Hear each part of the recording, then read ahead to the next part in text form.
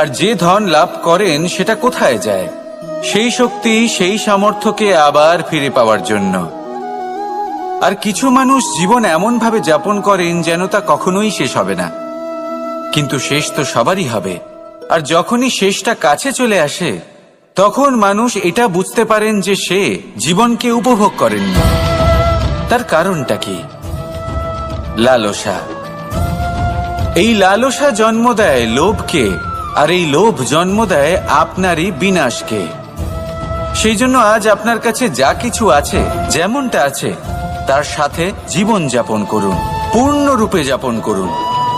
আপনার কাছে যতই ধন, শক্তি, মান থাকুক, তা সবার মধ্যে ভাগ করতে শিখুন।